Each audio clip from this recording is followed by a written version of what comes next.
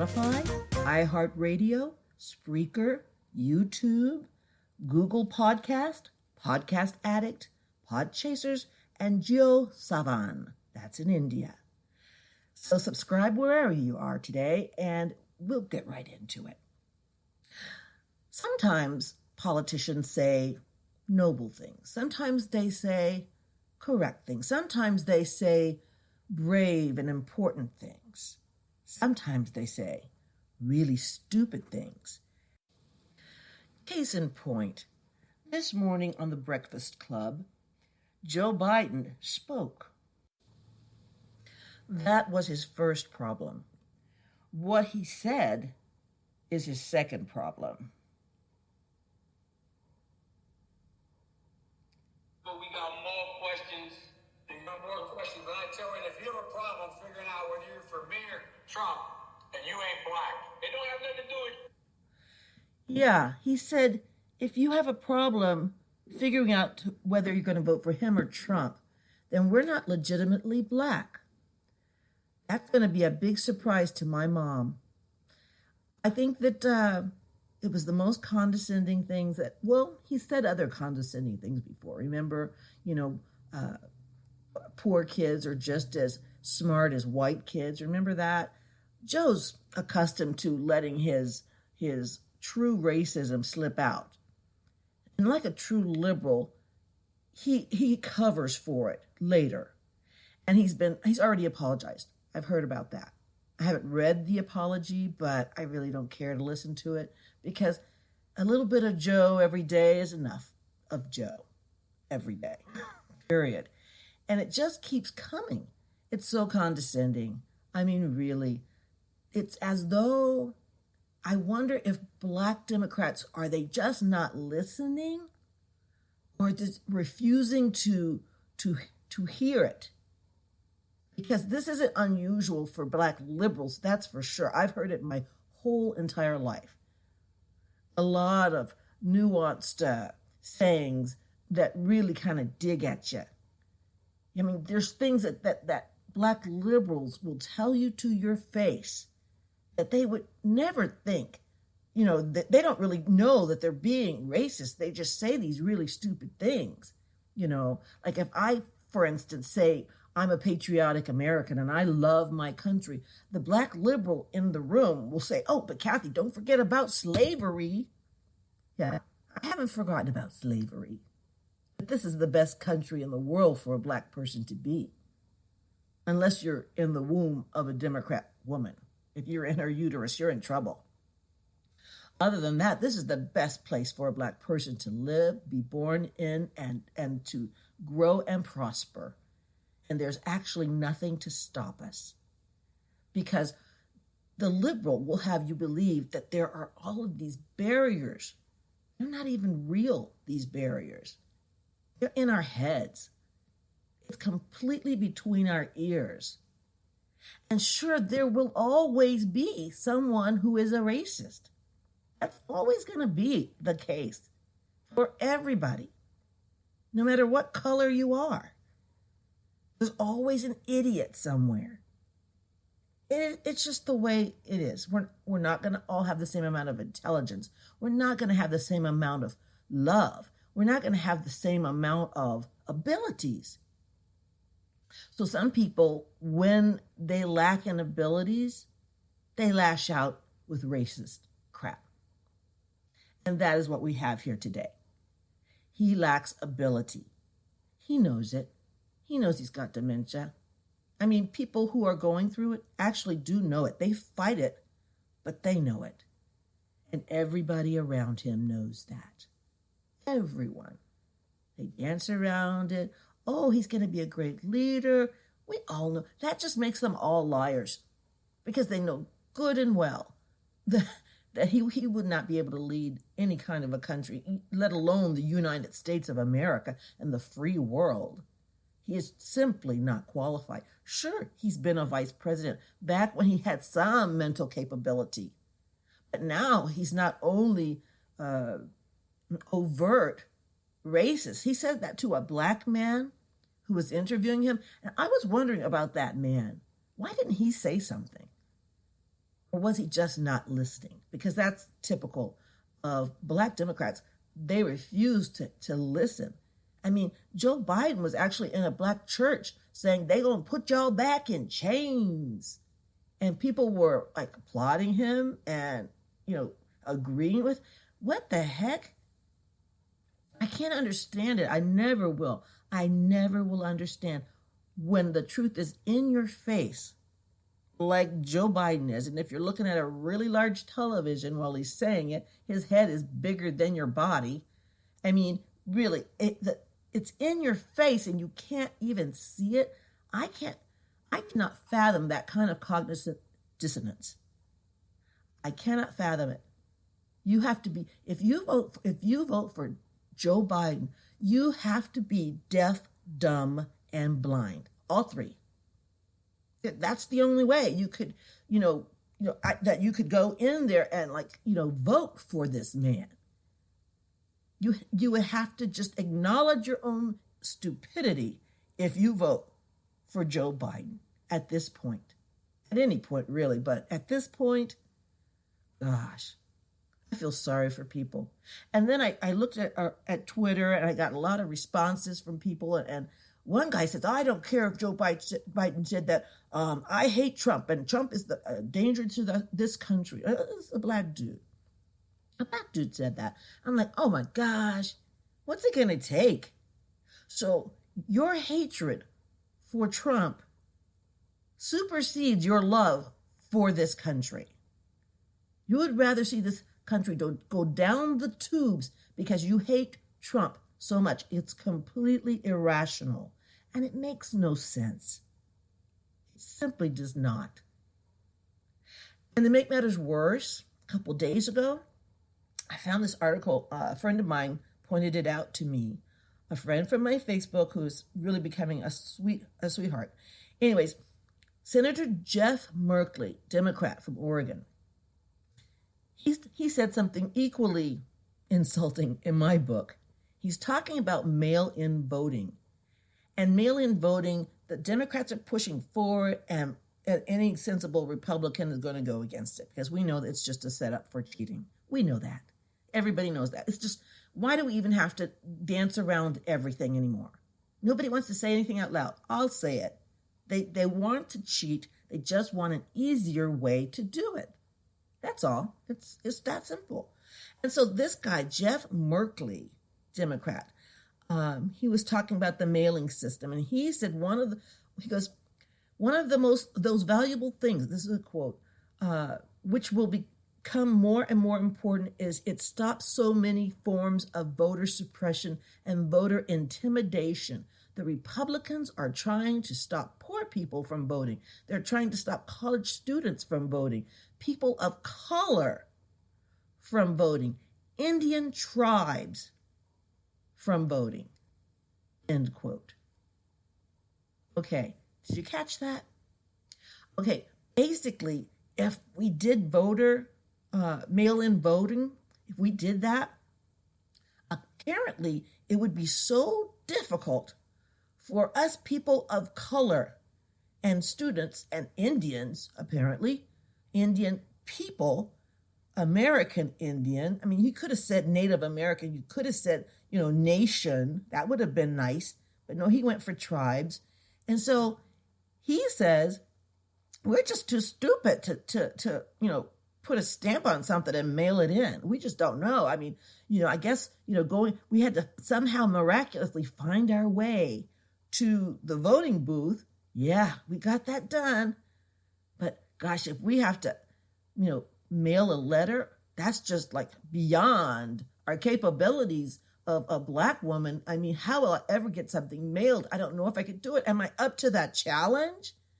This is crazy. This is craziness. I don't know how anybody can say stuff like that with a straight face. Seriously? And then if you go on the news, you see all these people rushing to defend these idiots. Oh, he didn't mean it that way. Oh, no, he's not. No. It's just, what does it take? It's automatic almost. They have to defend Joe. They defend every ridiculous thing Joe has done. And so, just like they did with Clinton, they overlooked everything. Come on, Epstein Island, they overlooked that. ABC overlooked it for 3 years. And that Amy chick, the one who does the news now in the mornings, she's got a real posh deal with ABC News. And she was the one that brought them all the information about the island and Epstein. And they knew then that the Clintons were involved, but of course they didn't want that to be brought out because why? Hillary Clinton was running for office. So they squashed that whole discovery, that whole article. She said, oh, I had everything. Well, she made a sweet deal with ABC News. That is apparent because now she's on there every day. She's probably bringing in at least, I'm going to say 7 figures, maybe 3 times that. Interesting, huh? What a sweet deal for her. So now we've got so much corruption on the left. I'm sure we have some on the right as well. Because, human beings are frail and faulty. But it seems to dominate the Democratic Party. And since they have the long arm of the media at their disposal, they really have a lot of power. And power corrupts, and absolute power corrupts for sure. But it's not a good thing for us to not say it out loud. Everybody knows Joe is incapable of leading anybody, anywhere. His wife is leading him around. I'm pretty sure. Sometimes it seems as though he was one of those, what do you call the one that the ventriloquists use, the dummies that sit on the lap, and it's almost like her hand is up his back, moving his mouth for him. Because when she's not there, he says some stuff like this stuff. So, oh my gosh, I feel bad for Jill Biden, but you know what? She's in on it. I don't know who's going to benefit the most, him or her, but she's in on it, which makes her less than respectable to me. It's hard to respect someone who props up their husband who's declining in their mental abilities. And how do you respect that? You can't. There's just nothing there that you can respect. I feel bad for the people in the Democratic Party who are blind and choose to remain blind, because that's willful ignorance. That's stubborn, willful ignorance. But that's what they want. They say you get the government you deserve because you vote. So we, Republicans, have to get out there and vote. Even if we have to wear a spacesuit to get there, we got to vote. We cannot take this for granted. Because we know we have to outvote all the dead people and the illegal aliens. So that's a lot of people we have to outvote. So, and those people that vote twice, and then we have to make up for the fact that they're going to be stuffing votes in purses and stuff. They arrested another person for doing that, another woman for doing that. So this is happening on the regular basis. I'll be right back.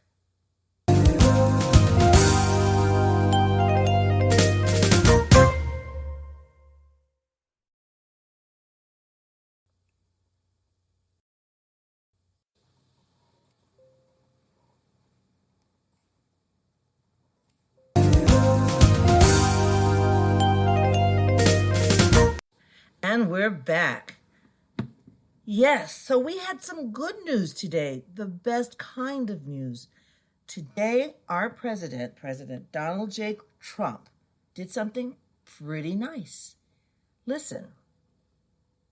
Today I'm identifying houses of worship, churches, synagogue,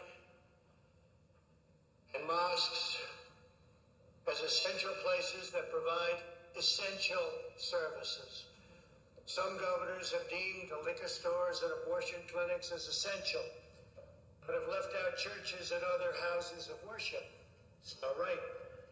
So I'm correcting this injustice and calling houses of worship essential. I call upon governors to allow our churches and places of worship to open right now. If there's any question, they're going to have to call me, but they're not going to be successful in that call. These are places that hold our society together and keep our people united. The people are demanding to go to church and synagogue, go to their mosque. Many millions of Americans embrace worship as an essential part of life. The ministers, pastors, rabbis, imams, and other faith leaders will make sure that their congregations are safe as they gather and pray. I know them well. They love their congregations. They love their people. They don't want anything bad to happen to them or to anybody else. The governors need to do the right thing and allow these very important, essential places of faith to open right now for this weekend. If they don't do it, I will override the governors. In America, we need more prayer, not less. Thank you very much. Thank you. I love our president. This means a lot to so many people that I know. It means the world to me. Our church has been open for a couple weeks now, and I've been blessed and privileged and honored to go and receive communion. And I love the Eucharist. I have a passionate love for the Eucharist. And for him to say it out loud like that, and that's why I love him, because I believe in saying things out loud, things that should be said. And he said it, and I think this is going to make a big difference to a lot of people, as far as people going through depression, people feeling alone, people need their faith. I know a lot of people, they have faith and they don't go to church for whatever reason, but I need church. I need to go to mass. And I need it like I need oxygen. And to me, this is going to make a big difference, especially if the second wave of this pandemic comes like they're saying that it's going to come. If that happens, then by him making it essential, making church worship essential, that means the governors cannot shut down our churches in the future. That's talking about civil liberties. That's talking about our right to worship, our freedom of religion. This is huge. So they will never be able to do that again, because once he's decided that it's essential and he says he's going to override anything a governor does, then it's going to be the law of the land. And I think it's awesome. I think it's awesome and desperately needed. Desperately needed. There's too many people I'm reading about depression, people who have lost their jobs. So you're going to lose your job, your income. You may be losing your home, and still you can't go to church. That was crazy. But he was listening to the CDC people. He was listening to the experts. We all do at first, until we find out the experts can be wrong and faulty. I mean, I've had to have second opinions with doctors before. I found a doctor who had completely a different agenda and a different plan for me, and it completely changed my life. So our president made a very rational decision, a very merciful decision, because you have to have a person of empathy in the White House. It doesn't make him weak, it makes him stronger. The fact that he cares about the American people and the American citizens, about our well-being. And I've seen nothing but that from him since he's been elected. He's the best president, I think, in my lifetime. I was born in 1962, so that's a long time. I remember Reagan. I mean, I loved Reagan. He was awesome. But I was less than thrilled with Bush. I worked for Bush campaign. I did the first Bush, not the second Bush. But I worked for his campaign because I had worked for Ronald Reagan's campaign as well. At the time, it was kind of a switcheroo because I originally was working for Bush, who was going up against Reagan. And Reagan got the nomination, and I switched to volunteering for him. And I was very proud to do that. And the longer he was president, the more I loved him. And you don't have to love all your leaders. I mean, you have to have like Christian love for them, but you don't have to love or like all your leaders. It would be unnatural not to. But to hate the leader, I mean, I never hated Obama. I didn't like Obama. I didn't like any of the things he did by cutting our defense. My son had just joined the Air Force and then he cuts defense. I mean, no, that burned. That burned me. And another friend of mine, her son had joined the Army and she had to buy his boots for him. That's crazy. The Army can't afford to buy boots for its soldiers. I found that odd. Is that always the case? I don't know. It was my first experience. But I think we should be taking care of our soldiers. I think for life, actually. If you risk your life for this country, I think we should have your back for life. I don't mean welfare, but I do mean make sure they're okay in every way. So, and I was really sad that my son, was serving while Obama was the president because I was thinking, oh my God, he's going to die. I mean, really, that's what I thought because every time Obama opened his mouth, something horrible, horrible, dangerous came out. But I never hated him. I disliked his leadership. I don't think he really loved our country. I never for 1 second hated him. And these people that hate Trump, I see it in their faces. It's irrational. It's unnatural. It might be supernatural. It might be something that's demonic. Because, I mean, their face, it's like horns come out of their head. As soon as they know I support Trump, horns come out of their heads and their face changes and they look at you all mean, like they want to kill you or something. It's really a kind of a scary thing to see.